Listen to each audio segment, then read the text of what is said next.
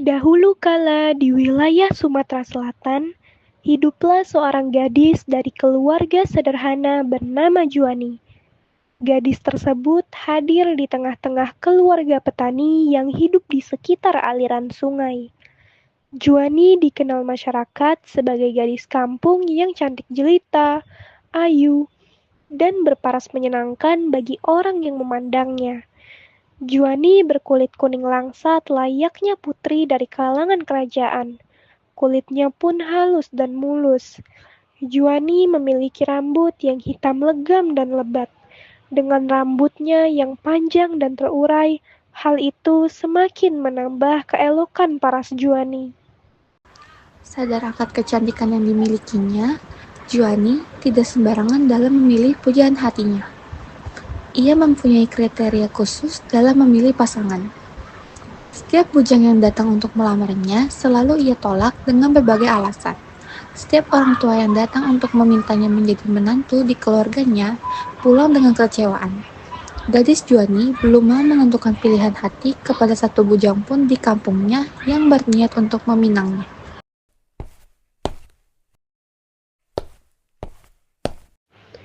Kengape pula kabani Juani? Jeme betandang nak berasan, kaba tolak gale. Haglek lah mak, belum ada yang cocok. Di mak teh kajul kaba tu. Milih-milih kadide kepilih. Jadi gadis tua pula. Iyo mak, kayak dipikir ke. Hingga pada suatu saat, kemarau panjang melanda desa. Semua perkebunan kering kerontang kekurangan air, dan semua tanaman gagal panen. Bapak gadis Juani yang hidupnya bergantung dari hasil bumi tidak sanggup lagi memenuhi kebutuhan keluarganya, karena hasil tanamannya gagal semua. Kondisi yang seperti ini memaksa bapak gadis Juani terlibat hutang dengan rentenir yang kaya raya di kampungnya. Uang yang mereka pinjam terus bertambah dan belum ada hasil kebun yang bisa dijual untuk membayarnya. Akibatnya hutang mereka menumpuk karena modal dan bunga pinjaman yang belum bisa dibayar. Kapan ka bakal nyicil utang tuh, Mang? Utang lama, belum dibayar. Nak pinjem duit lagi. Pakai apa bayarnya? Kagetlah kemarau masih lanjut. Ketek hasil kabun yang bisa ku jual. Nak dapat duit dari mana awak ni? Amolah musim penghujan bisa panen lagi. Pacak berjual ke kalangan. Bisa ku cicil utang tu. Bisa diatur kalau bayar utang tuh. Amonan nambah duit juga bisa. Ada syaratnya tapi. Apa tu? Kawinkan anak gadis kabatu dengan bujang kami. Lunas utang-utang kamu, berikut bunganya. Amo itu. Bukan aku yang jawab. Ku tanya ke dulu ngak budak tu. Terserah kabah.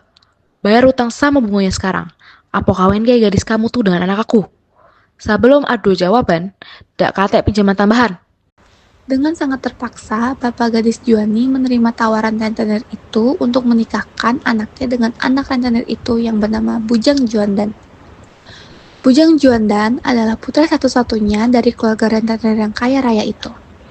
Pemuda yang sudah sangat cukup umur untuk menikah karena umurnya yang sudah berkepala 3. Meskipun putrinya dipinang oleh keluarga yang kaya raya, bapak Juani tetap tak bahagia.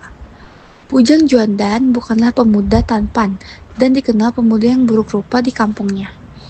Bujang Juandan juga menderita penyakit kulit di sekujur tubuhnya yang tidak pernah bisa disembuhkan sejak kecil, sehingga orang-orang menyebutnya Bujang Kurap. Amo kaba keberatan. Bapak dak masuk nak. Kaba anak bapak sute-sute Apa bae yang kau minta pasti bapak piroi. Utang kita bisa dicicil kalaulah musim hujan kaget. Sementara ini kita tahan lapar. Makan apa yang masih bisa dimakan nak. Tidak pak, apa baik Juani kasih untuk bapak. Kalau memang itu yang bisa bikin bapak lepas dari tumpukan hutang, Juani ikhlas.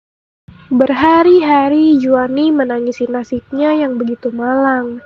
Kenapa tidak dari dulu ia menerima pinangan pemuda yang datang? Kesombongan dan kebanggaan pada kecantikan yang dimilikinya justru berbuah celaka. Ia hanya bisa menyesali keangkuhannya selama ini. Air mata yang keluar tentu tak bisa mengubah keadaan. Dan pesta pernikahan tetap dipersiapkan dengan matang. Tibalah malam perkawinan yang telah ditentukan bagi keduanya.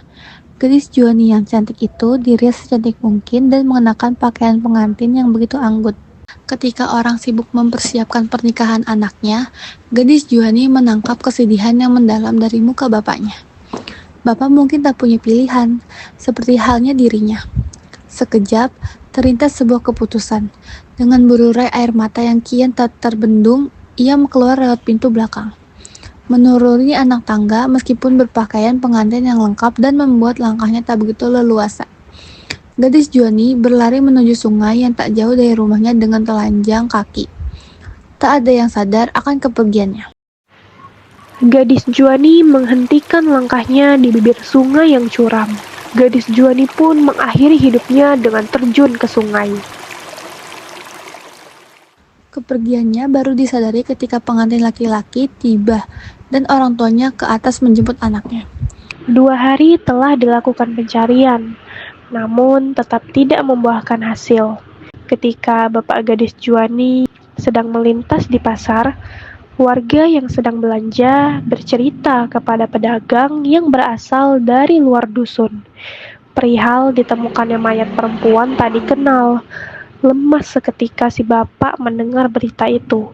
Benar saja, setelah makam itu digali, ia masih mengenali anak gadisnya itu, meskipun sekujur tubuhnya membengkak dan mulai membusuk. Isak tangis bapak gadis Juani tak terbendung, begitu juga kedua orang yang menemaninya. Kematian yang penuh derita menjadi buah pembicaraan warga hingga ke dusun tetangga. Sejak peristiwa itu, konon selalu terdengar suara tangis seorang gadis saat bulan purnama yang berasal dari sungai. Warga setempat meyakini itu adalah tangis gadis Juani yang menjadi arwah penunggu sungai. Warga pun menyebutnya sebagai Antu Aye. Setiap tahunnya, arwah itu selalu mencari korban, terutama anak-anak laki-laki.